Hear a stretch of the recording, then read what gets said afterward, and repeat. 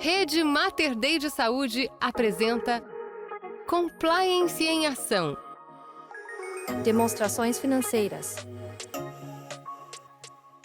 Olá, sejam bem-vindos ao nosso videocast Mater Dei Compliance em Ação. E hoje a gente vai falar de demonstrações financeiras, que é o espelho da nossa conformidade. Nós no Mater Dei temos um programa de compliance muito robusto e, obviamente, uma das iniciativas são a apresentação dos nossos resultados através das demonstrações financeiras. Então, a ideia hoje é a gente falar como que a história da conformidade ela se mistura, né, com compliance, com demonstrações financeiras e como é que o programa ele é um instrumento de apoio para essa apresentação transparente de resultados. Para me ajudar a fazer aqui a entrevista com o nosso convidado, eu trouxe a Roberta Stancioli. E Roberta, eu vou fazer uma breve apresentação dela. Roberta é enfermeira. Roberta é especialista em promoção e prevenção da saúde e também em gestão de negócios. Além disso, Roberta é mestre em demografia. Entre idas e vindas, né, Roberta já tem 14 anos no Mater Dei, sendo que nesses 2 últimos anos ela está trabalhando com inteligência competitiva e é membro do Núcleo de Apoio ao Planejamento Estratégico. Roberta ela tem várias experiências, né, seja na área assistencial, na inovação, na área de dados, e ela também já trabalhou tanto em operadora quanto em hospital também. Roberta é professora, gente, ela é casada, né, é de Belo Horizonte, tem um irmão que é advogado, tem 2 filhas lindas, a Júlia e a Alice. Inclusive, eu acho que Deus, assim, ele deu muita beleza para essa família, que eu não concordo, foi demais, né? Mas elas são todas lindas. Roberta também adora fazer atividade física. Ela gosta de fazer exercício todo dia, ela é muito disciplinada. Roberta, ela é tão disciplinada que ela casou com uma pessoa disciplinada também, o Arthur. O Arthur, gente, ele, assim, segundo as fofocas, o Arthur, ele é tão precavido que quando ele tem que viajar, trabalha, alguma coisa assim, ele não joga futebol antes com medo de machucar e ter algum problema para a viagem, né? Então, vocês imaginam como é que vão ficar Júlia e Alice daqui a um tempo, né? De tanta disciplina. Mas é por aí. Roberta, seja bem-vinda. Muito obrigada, é um prazer estar aqui. Quero muito aprender com o Neto hoje. E muito obrigada pela apresentação, Janaína. Bom, e como entrevistada, a gente tem aqui o Rafael Neto, né? Para os íntimos é Neto, tá, gente? Ele é graduado em Ciências Contábeis, tem pós-graduação em Gestão Tributária, também Gestão Fiscal e pós-graduação em Finanças. O Neto tem 18 anos de atuação na área contábil financeira, inclusive com uma experiência de conselheiro fiscal. Neto é gerente de controladoria do Mater Dei há 4 anos, ele participou ativamente do processo de abertura de capital, gosta também de esporte, né, apesar de que está fazendo umas adaptações por causa de uma lesão recente que ele teve depois de uma queda, história boa para contar. Rafael é casado, até acho que teve algum erro aqui, gente, há 17 anos, é muito tempo. E ele tem 2 filhos, o Arthur, mais um Arthur na história, tem 13 anos, e Rafaela de 9 anos. O Rafael, ele trabalha com uma atuação muito formal, né, gente, assim, muito disciplinada, mas é muito engraçado que ele tem muito senso de humor também. Rafael, normalmente, ele surpreende as pessoas e é uma surpresa muito boa, porque ele é uma pessoa bem divertida. Bem-vindo, Neto. Muito obrigado, Janaína. Olá, Roberta. É um prazer imenso estar aqui com vocês. Eu acho que eu vou conseguir passar um pouquinho da experiência para cada um. Tá? Muito bem, Neto.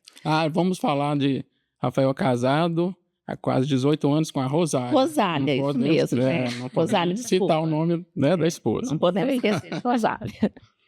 Muito bem, tá vendo, gente? É muito senso de humor, né? Então eu vou começar falando desse assunto. Senso de humor, uma pessoa que trabalha com demonstrações financeiras e contábeis é muito, muito diferente. E aí, gente, vocês sabem que eu sou de investigação, né? Eu fiz uma breve investigação sobre o Neto e descobri uma ocorrência de 2009, onde o Neto teria comparecido a um evento com uma blusa cheia de paetê, completamente mascarado. Você pode contar pra gente, Neto, que história que foi essa? Essa você foi longe, viu, Janaína? Janaína, tem histórias que marcam a vida da gente, né? E essa festa em si, a festa de um grande amigo meu, uma festa fantasia, E eu aproveitei a ocasião, porque era no mesmo mês que o Michael Jackson morreu, né? E eu falei, não, acho que eu vou fantasiar de Michael Jackson. Tinha uma calça preta, um blazer preto, né? Fui na Galeria do Ouvidor, comprei um chapéuzinho preto, usei uma máscara, né? Pra tampar o nariz, que não tem nada a ver com o Michael Jackson. Coloquei o óculos escuro. Eu falei, agora falta a blusa branca, que eu não tenho, né? Uma blusa branca que chamasse atenção, era brilhante. Eu falei, eu vou lá na casa da minha avó. E foi assim. Cheguei na festa, né? Todo fantasiado de Michael Jackson, ninguém sabendo quem eu era, quem era o Michael Jackson, né? Então foi uma surpresa muito boa, divertimos bastante, tirei várias fotos, parecia realmente o Michael Jackson. Dançou. Muito legal, dancei, muito legal. Ótima história, Neto. E depois a gente tem foto, viu, gente, para provar, quem precisar ver, para ter certeza, as evidências estão conosco. Olha, mas vamos focar aqui, então, no tema, né, que é demonstração financeira. Eu queria compartilhar com vocês uma história, gente. Uma vez, fazendo um curso de pós-graduação, não tem muito tempo, né? O professor deu um balanço para a gente estudar e falou assim, era uma aula no sábado, gente. E quando deu 1 hora, a aula ia até 6, ele falou assim, olha, eu vou distribuir aqui os balanços, vocês vão estudar e fazer a análise do balanço. Quem souber de que hospital é esse balanço, está liberado a aula. Aí eu rapidamente dei uma olhada e vi que era o Mater Dei, muito antes da abertura de capital, porque eu conhecia o Mater Dei, né? E aí foi liberado. Mas o fato, Neto, é que algumas pessoas têm mais facilidade para entender o balanço, outras não têm nenhuma, né? Eu já te falei que eu acho que você é um bom professor, né? Então eu queria aproveitar aqui para a gente testar isso. Vamos De uma lá. forma didática, né? Se o balanço patrimonial ele fosse de uma pessoa física, o que estaria no ativo, o que estaria no passivo, o que estaria no patrimônio líquido? Então vamos lá, vou tentar traduzir, né? Acho que primeiramente a gente tem que falar da equação básica, né? O que é o patrimônio líquido? É ativo menos passivo. Então ativo menos passivo é igual ao patrimônio líquido, né? Essa é a equação básica. Agora vamos tentar traduzir isso para o dia a dia, né? Então o ativo é tudo aquilo que você tem. É o bem, é o dinheiro, é um valor a receber de alguém, né? E o passivo é tudo aquilo que você deve, né? Você deve ali um empréstimo, né? Um financiamento. Então, esse é o passivo. Então, tudo que você deve, tudo que você tem, menos o que você deve, é o seu patrimônio, né? Então, por exemplo, se você comprou um imóvel que vale 1 milhão e esse imóvel foi financiado, 1 milhão, qual que é o seu patrimônio? 0. Você tem um ativo, você tem um bem, mas aquele bem, ele foi financiado. Você tem que pagar ele. Então, o seu patrimônio, por enquanto, ele é 0, né? Agora, usando um pouco de humor. Se você pega um empréstimo de um cunhado de 100 mil reais, ok? Então, 100 mil reais Boa ideia. vai estar lá no banco. Eu vou mandar isso pro meu cunhado. E vai estar lá no seu banco. Então, ele é seu. Está lá no seu ativo. Porém, você tem que registrar. Eu devo isso pro meu cunhado. Só que seu cunhado, com certeza, ele vai te cobrar juros. Não vai? Então, se ele te cobrar juros, ele vai falar assim, você vai me pagar daqui a um mês, você vai me pagar 102 mil reais. Vou te cobrar 2 mil reais de juros. Essa transação gerou o quê? Um prejuízo. Porque você pegou emprestado 100 e você tem que pagar 102. Então, gerou um prejuízo de 2. Né? Analisando isso, o balanço patrimonial, que é realmente uma balança, que é o que você tem com o que você deve, né? E analisando o resultado, uma DRE, uma demonstração de resultados, então tudo aquilo que você ganha por remuneração, por exemplo, um salário ou a venda de um bem, é uma receita, né? E tudo aquilo que você gasta não comprando um bem é uma despesa, né? Então lá vamos dizer assim, no seu planejamento financeiro de casa, planejamento pessoal, você faz, recebi tanto de salário, agora tem que pagar isso, aquilo. Então, o que sobra, você vai ver se vai sobrar. Você vai ter lucro ou você vai ter despesa naquele período.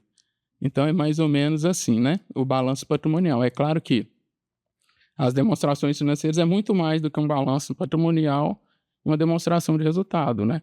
A demonstração financeira completa, ela vem explicando exatamente cada transação, cada item, cada ativo que você tem registrado, né, no seu balanço e os passivos também, Não falei que ele era um bom professor, ótimo.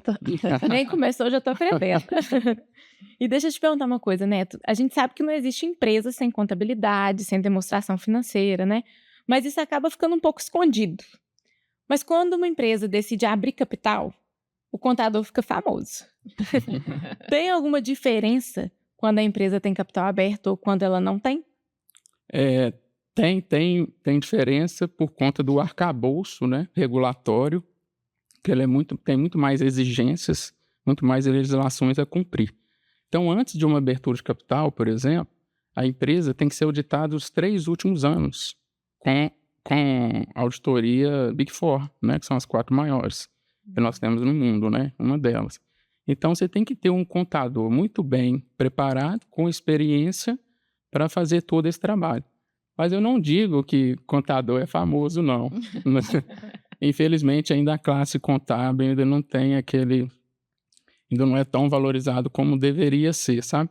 Então, o contador, ele trabalha muito ali nos bastidores, né? Para entregar uma boa informação contábil, né? Seria bom, né, que se todos os contadores tivessem essa oportunidade de falar um pouco em podcasts, né? A sua experiência. Seria muito interessante. Mas, assim, a diferença é essa, porque empresa de capital aberto mesmo, você tem que prestar esclarecimento, né? Prestar conta com o mercado, com os investidores, também internamente. Ah, legal. E contador tem que estudar muito, né? Tem demais. E no momento de lazer, você me falou que você gosta de assistir série. Se você fosse, né, classificar demonstração financeira num gênero de série, como você classificaria? Então, a demonstração financeira, primeiro vamos começar, né, assim, primeiro é um romance, né? Então você tem ali, né, você pega os números já, né, já todos registrados, então você vai fazendo, começando a iniciar ali a demonstração financeira, então ali tudo são flores, né, é um romance bem legal. Depois, ele pode virar um drama, né, porque acaba que você tem um prazo ali para entregar, talvez, né, um planejamento ali que não foi de acordo com o que você planejava, né, e você tem o auditor, você tem a pressão do mercado, isso pode virar o drama. Mas, com certeza, no final, não pode ser um filme de terror, né? Com certeza. Tem que ser um filme com um final feliz. Com certeza. Neto, mas na área de compliance a gente tem uma frase que é assim: o certo é certo mesmo que ninguém esteja fazendo, o errado é errado mesmo que ninguém esteja vendo, uma coisa assim, nesse sentido. Mas o fato é que, assim, eu tenho uma preocupação com essa frase, porque eu acho que fazer certo é meio perigoso você falar isso, porque a gente pode ter um aluno nerd que fez certo e conseguiu o resultado, ou pode ter também um que colou e chegou no resultado, né? Então, fazer certo é um negócio meio... Eu falo que fazer certo, falar isso, é meio para iniciante em compliance. Né? Depois que você avança, você vê que não é bem assim. Mas e na contabilidade? Assim, pode fazer de qualquer jeito para chegar no resultado, ou vai ter uma certa diferença aí em cada caso? De jeito nenhum, né, Janaína? A gente não tem essa possibilidade de chegar ao resultado a qualquer custo, né? Nós temos aí um arcabouço regulatório muito forte, tanto de legislação contábil, legislação fiscal, temos a CVM, então nós temos que entrar conforme o compliance, tem que agir com compliance, né? Agir com compliance é seguir exatamente, né, a legislação, né? É claro que onde entra o papel do contador, qualquer legislação hoje, legislações são interpretativas, né? Então, em determinadas transações, você tem que saber em qual legislação que você vai suportar e fundamentar aquela sua decisão, né? Ou até mesmo saber qual legislação para você estudar, entender qual que é a melhor forma de contabilizar, qual que é a melhor forma de demonstrar aquela transação financeira dentro de uma demonstração, dentro de uma apresentação, né? Então, assim, de jeito nenhum. Fazer contabilidade a qualquer custo, chegando ao resultado, de jeito nenhum. Tá bem. Você falou mais cedo que vocês têm muito prazo. E eu sei que o mês contábil é diferente do mês, né? Tipo aquela história de gravidez, que nem sempre são 9, né? São 10 meses. Como funciona isso? E também, assim, dentro de um hospital, a área assistencial também impacta nesse prazo? Como é que funciona isso dentro da contabilidade? Vamos lá, assim, o prazo, acho que toda área tem prazo, né? Mas o prazo de fechamento, principalmente quando é empresa de capital aberto, empresa que precisa de entregar as informações para tomar de decisão da administração, o fechamento ele tem que ser rápido, só que é rápido com qualidade, né? Então, e a contabilidade ela não é responsável pelos fatos, ela tem que registrar os fatos. Os fatos, eles acontecem quando dispensa um estoque, quando compra uma mercadoria, quando você atende um cliente e registra todos os itens numa conta hospitalar, por exemplo, né? Registra os salários, os custos. Então, tudo isso vem, por exemplo, uma atitude de uma enfermeira lá no assistencial, né? Lá na farmácia. Então, quando a enfermeira chega e pede, por exemplo, uma cartela de um medicamento, na hora que a farmácia entrega para ela, ali já vai ter uma saída para o custo na contabilidade, já vai baixar o estoque. Então, quem realiza a transação, na verdade, é quem está na operação. Nós, da contabilidade, tem que garantir que aquela transação ela foi registrada da maneira correta. Mas quem faz a ação para registrar é quem está na operação, né? Então, é isso que eu falo. A gente tenta traduzir as transações, as operações que são feitas na operação, numa demonstração contábil, numa DRE, né? Esse é o nosso papel fundamental. Interessante. Eu imagino que às vezes é uma correria, né? Não, é sempre uma correria. Já aconteceu alguma coisa assim com muita emoção, um caso engraçado para vocês conseguirem fechar mesmo dentro do prazo? Roberto, são 18 anos, né? Estão entrando, né, lá em 2007, né? 2006, 2007, como trainee, né? E agora como gerente de controladoria. Então, são várias histórias, né? Mas algumas, sim, engraçadas de virar a noite normal, né? Embora 8 horas da manhã, né? Mas também só para tomar banho, né? E comer alguma coisa e depois voltar. Mas já teve situações também de dormir, né? Porque já tinha prazo. Então, assim, gente, vamos fazer o seguinte, vamos dar uma pausa, tá todo mundo cansado. Não, ninguém vai para casa, vamos fazer o seguinte, vamos dormir? Então, cada um dormiu em cima da mesa, eu dormi debaixo da mesa, sabe? Nessa situação, mas faz muito tempo. Mas são situações que a gente sempre lembra e isso é bom para a gente levar de aprendizado também. Eu acho que toda luta ela é recompensada depois no futuro, né? Então, acho que é isso que é importante. Obrigado por perguntar. Tá muito gostoso o nosso bate-papo. Pois é, Neto, mas assim, nós já estamos chegando mais para o fim, sabe? E não posso deixar de te perguntar, como é que é seu entendimento a respeito do programa de compliance e da relação que o programa tem com a sua área?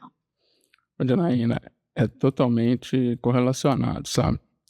A área de contabilidade, ela vive o compliance, né? Ela não pode sair da sua margem ali de legislação, né? Então, assim, a gente vive isso no dia a dia e o programa é um aliado para a gente, né? Todas essas ações que são realizadas através das newsletters, nos e-mails, em qualquer ação de marketing, isso, não só a mim, mas toda a nossa equipe, né?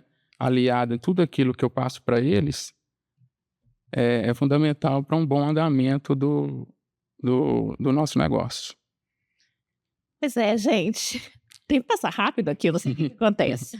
Eu fico triste porque já está mais para o final, mas eu queria conversar um pouco assim sobre a Roberta, né? E falar com a Roberta, e que eu queria te agradecer por ser aqui a me ajudar nessa entrevista. E, Roberta, eu tenho muito que agradecer, gente. Desde que eu fiz meu mestrado, Roberta me ajudou tanto na hora de fazer, submeter ao Comitê de Ética e Pesquisa, que eu fiquei imensamente grata.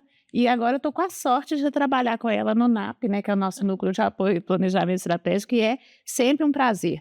Hoje, a Roberta é uma pessoa que é uma confidente, que eu consigo falar o que eu penso de uma forma assim tranquila, e ela de forma bem isenta, ela puxa minha orelha, quando eu estou brava ela corrige o que eu estou falando para ficar mais leve, né? Então eu estou desenvolvendo muito com a sua ajuda, quero te agradecer por isso e pelo bate-papo hoje que foi muito bom. E quero aproveitar para te pedir para, assim, a gente não tem como marcar um evento para cada assunto, né? Mas você atua com inteligência competitiva. Então, eu queria aproveitar aqui o momento para você dar uma dica, né? o que estudar, né? O que as pessoas podem buscar desse assunto também, que se você quiser falar para o nosso público. Tá bom. Eu queria primeiro agradecer. Eu também aprendi muito aqui. E agradecer você, Janaína, porque assim, eu também tenho aprendido, né, como é que compliance perpassa, né, em todas as áreas de negócio. E o tanto que eu aprendo com você, assim, desde que eu entrei, né, no NAP mesmo, tanto de coisas que você me ensinou e está sendo bem legal essa experiência. Inteligência competitiva é uma área super legal, que eu amo, e é uma área que busca identificar mesmo, assim, sabe, tendência de mercado, identificar oportunidade, risco, com o objetivo mesmo de deixar a nossa empresa com uma vantagem competitiva em relação aos concorrentes. E quem quiser conhecer também, está à disposição, podemos bater um papo, ir lá na nossa área, eu trabalho junto com o Rafa e com a Camila, tenho certeza que vai ser um prazer receber todo mundo lá. E adorei, Neto, também adorei, muito obrigada, aprendi muito com você. Bacana.